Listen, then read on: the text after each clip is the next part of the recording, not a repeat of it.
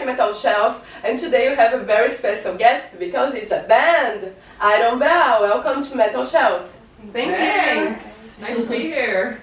Nice for inviting me here at the house of Alisa. And so for starting this conversation, I want to know more about Alumra. How you girls started this band? Well, That's the story. Yeah, I just started as a joke in 2018. I just wanted to have a band because all my colleagues, what people know, like DJs at the Knieven and the metal, and Everyone. everyone, the cool band, yes. And I wanted to have a band. I was like, yeah, just like, girls, you want to start a band or something? And ask me. She was like, yeah, let's call it Iron Brock. It's like only girls, blah blah. It's cool. Yeah, and I was just spreading the rumor. There's a band called Iron Brock. Very cool name. Yeah, thank you. Jumped up some hype. Yeah, all the hype. And all of a sudden we got the gig booked in 2019. Yeah, so Ole Øvstedal, who's working at Revolver, he asked us if we wanted to play Club Øya. It's like a club night before Øya Festivalen. And I think about 2 months before, he said, do you want to play? And we were like, yeah, why not?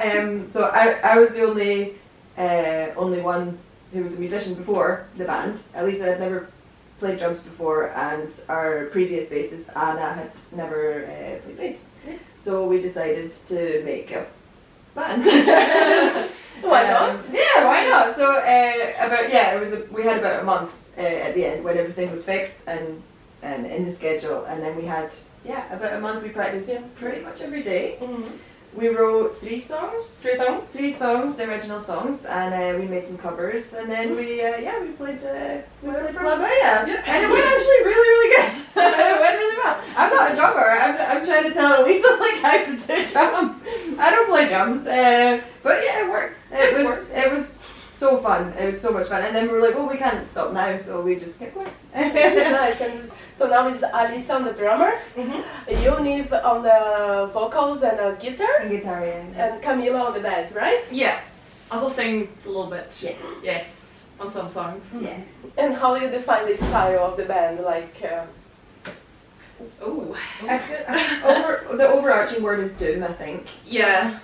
But we have some slower songs. We have faster songs. We just kind of we share a rehearsal space, and we just, I don't know, we go there, and if one of us has an idea for what kind of speed the song wants to be, the songs just kind of happen, you know. And one of us has a riff or something, and it just sounds, we think it sounds cool. It's not, we don't write riffs to sound doom.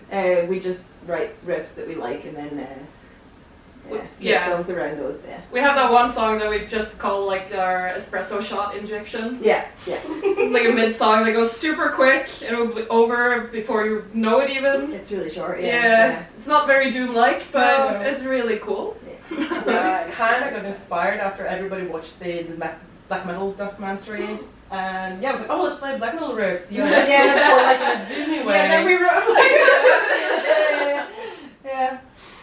so it's just, the songs just sort of happen, we have a few more originals now we're working on at the moment, and they're sounding very cool. nice. Yeah, it's been really practical with the pandemic in that way, because then when you play in a band with 2 bartenders, sometimes it's hard to have time for everyone. Yeah, now that everything's open again, it's just difficult to practice now. Yeah, we had a good while where we were just practicing at least 2 times a week, every week. It's a lot of discipline, no? Yeah. Girls are very focused on it. It's very nice. Yeah. And we really kind of get to know each other as a band. Yeah. And it was so nice to just have somewhere to go and just play music really loud. You know, during when you can't go outside, when you can't see people, you can't go to concerts. We were able to like have our own concerts for ourselves 2 times a week. It was amazing. It was so good. Life-saving. Yeah. So I ask you girls to try to define 5 albums, like essential albums for like inspiration to Alumra and like inspiration for you girls somehow as a group. I imagine that it could be maybe hard to find 5 albums for 3 people that are different, because I think everyone has more different inspiration. Like, I guess you have some brought more black metal and like doom and maybe have metal classical inspiration. So please tell me like what the 5 albums that you choose for Metal Shelf today, Alumra. Should we like start with like the first song we ever wrote before the gig? Yeah. It was like, it's called Matt Pike, and it was definitely inspired by the By sleep. Yeah. Yeah, because We sleep kind of is, started there, yeah. yeah, because sleep is just the ultimate stoner metal band. It just is. Yeah, for uh, sure. Just classic. And we decided to write a song about the singer guitarist of Sleep, Matt Pike, and it's called Matt Pike. Yeah. We wrote a song in his honor. So So what Very album much. is this from Sleep? It's which Sleep album do you want? They're all great. It's picking 5 albums and it's picking 1 album of yeah. So this is the album of Sleep that inspired you girls. Yeah, Dragonaut. Yeah. Yes. Yeah, it's called Dragonaut, and it's just I mean it's the ultimate stoner album. It just is. Yeah. So good. Yeah. So wear dreamy. t-shirt.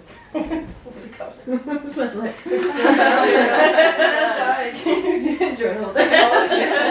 So Sleep. And let's go for the 4th album that you consider like a master of inspiration. Big for album? you. Oh, yeah. Big inspiration of cool ladies making cool fucking music. Also in the doom section, but I mean they do whatever the hell they want. So this is Jack's Thought. And it has all the good songs. Look at this beauty. Yes. So Jack's is in general good inspiration. The entire band, obviously. I just love watching them on stage because they have this cool like vibe to them. Very like enchanted, badass bitch who does whatever she wants. She looks possessed sometimes. I love it. Her vocals are insane as well. And her Absolutely vocals. insane. Super inspirational. Yeah. Yeah. So this is, it's hard to choose because all of her albums, or all of their albums, are awesome. But this is so beautiful, and I don't play it often enough.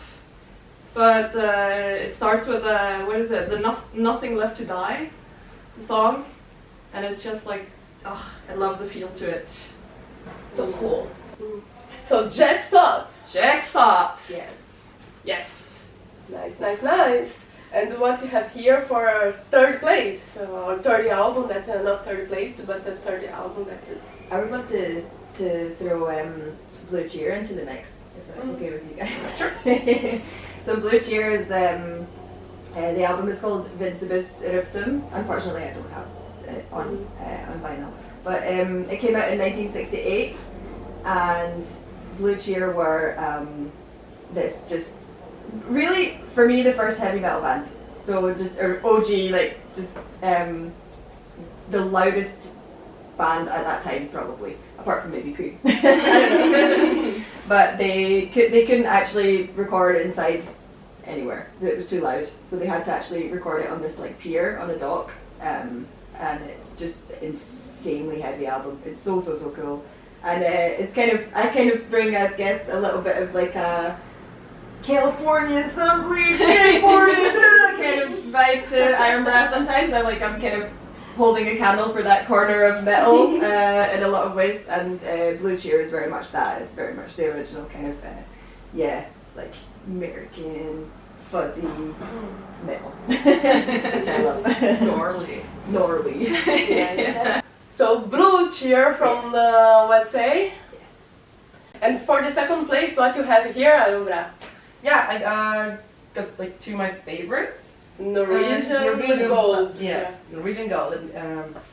Not the newest, but the previous album, and of course the classic Wisdom. I kind of really like and enjoy the vibe on both albums, and it's kind of inspired to play this espresso shot song, as we call it, or it's called Burn for the Moon. Just in generally, the black metal blast beating vibe on this one is like so raw, so simple, so primitive.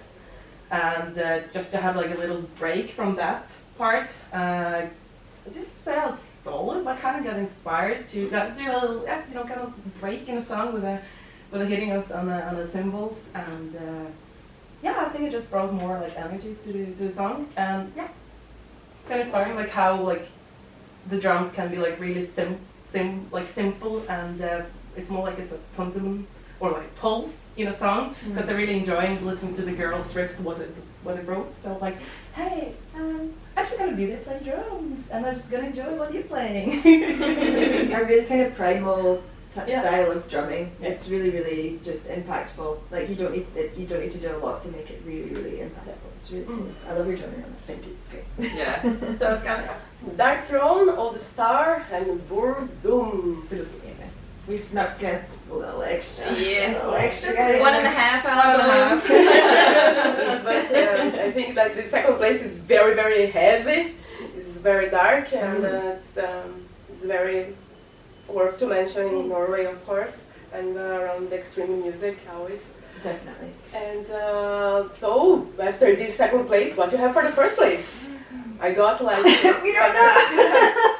Go to Canvas. Yeah. I mean, so in the first place, you have like the kings of doom metal. yes, Yes. first place. I brought Nightfall, but I might as well could have brought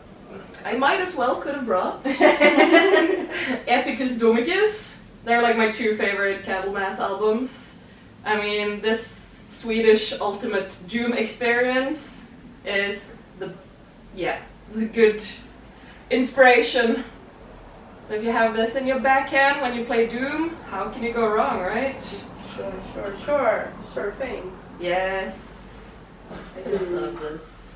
Candlemas Nightfall. I was having actually now metal shelves everywhere. I think many of these albums actually so girls. Thanks so much for sharing some of this inspiration. And now we need to know more about like the future of Alumra, like how we can expect, when we can expect maybe an EP or an album release, new gigs. Yeah, we're writing a lot now. We have a lot of some songs that are ready, some songs in progress. So we would love to play some maybe support gigs for some of our, because it's just fun to play with our friends. Like we have lots of friends in bands, and it's just nice to have concerts together. So we can do that, and then maybe that will, it's nice to play concerts alongside writing songs, and the playing the concerts kind of informs the writing process as well. Yeah. Because we can see you have people in front of you reacting in real time to your songs, and you can see what people are enjoying, and it's nice, to see getting feedback. getting immediate feedback. Yeah. I'd And say then- we're ready for some new gigs. Definitely, for Yes. sure. And then once we've played some gigs, we can think about recording maybe. Yeah. It would be nice to have enough for an album and just come straight out and just have an album. We're not quite there yet, but maybe next year we can come out with some recordings. And for the people that are watching us, where you can find the materials that you have, or to contact Alumra for gigs. Yeah, we can we connect. probably Instagram is we use the Instagram the most. It's Oslo Doom. Yes, on Instagram. So. Ironbrow.Oslo Doom. Yes. And So if anyone wants us to support Yep. for a concert, then please give us a message on Instagram. there's like a little sneak peek, some like acoustic versions of a couple of songs, I guess. We have some snippets of like jams and things on there as well. Like no formal recordings, but a little Not yet. sneak peek. We're a little picky. We don't want to reveal our stuff before we got it proper. We understand. The secret is the soul of the business. Exactly. Yes. Can't have anyone stealing our good riffs, And so you start like with Alisa and Nathan. And how Camila joined the band? Yeah, so we were playing a concert, I think it was November 2019. Yeah. Our second and the last last concert that we played. Yeah. And Camilla came to, I think 5 days before, Yeah. to help us out for the concert, and you learned all the songs in 5 days and came along You and learned all played- the songs in 5 days. Yes. Wow. And came along and did like a stunning job on the concert, and just was amazing. And then I think maybe a few months after, we were like, do you want to be in the band all the time? And Yeah. luckily you said yes, and we were blessed with Camilla. Yeah. It was really weird because I just got a message from Elisa like, hey, we're playing a gig this Saturday. Can you like play bass? Please help us. And I just gotten a puppy, so it couldn't be home alone yet or anything. So I just had to like for every day of the week find somebody and be like, hey, watch this for 2 hours. I'll have to go play some bass. And then just sitting at home, listening to the recordings of the songs and playing. And then yeah, you guys were DJing at Brugata like a while later. This was during Corona, so everything was like starting to close down. Yeah. It's like 2 weeks later, everything was just shut down. Yeah. And I was like, can I play with you guys?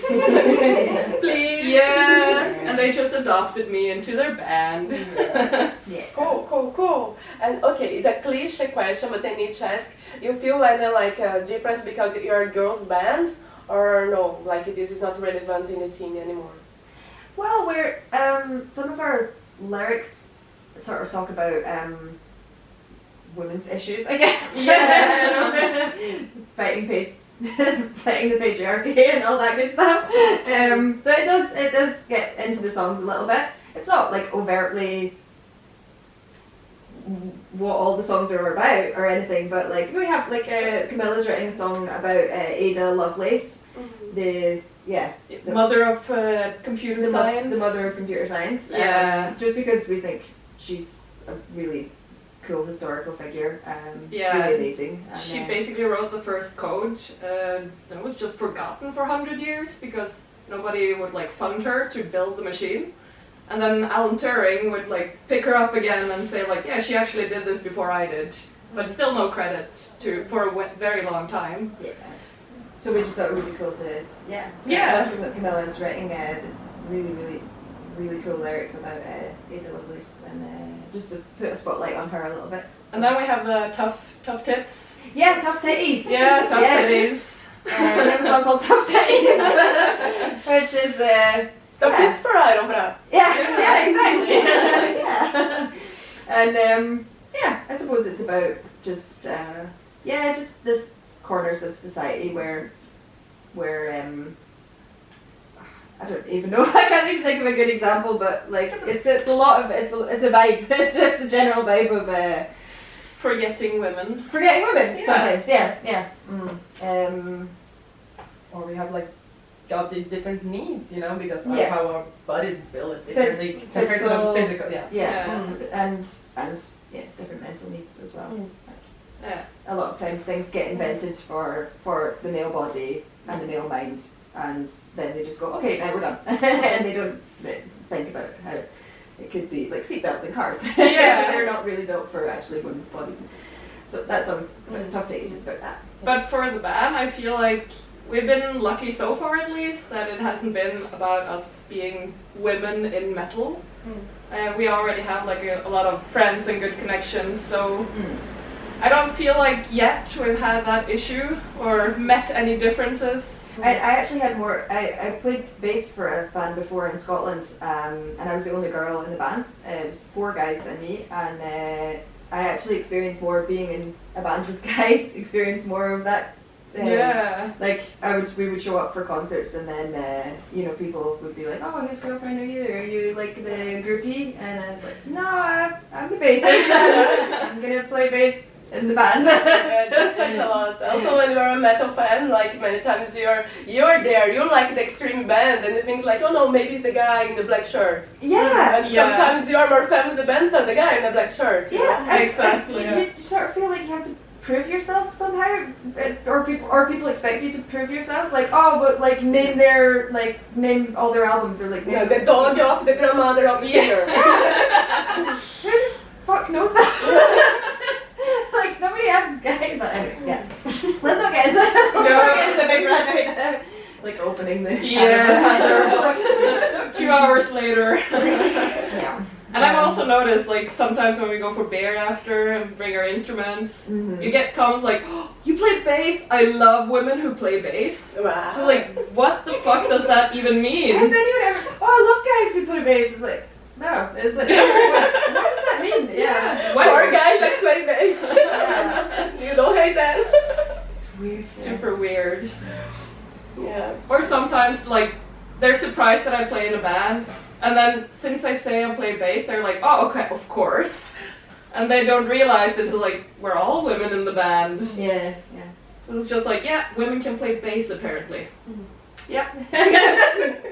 That's at best. So girls, thank you so much for the good interview, and long live to Alumra, and look forward for the album release and for the new gigs. And Metal Shop! Metal Shop!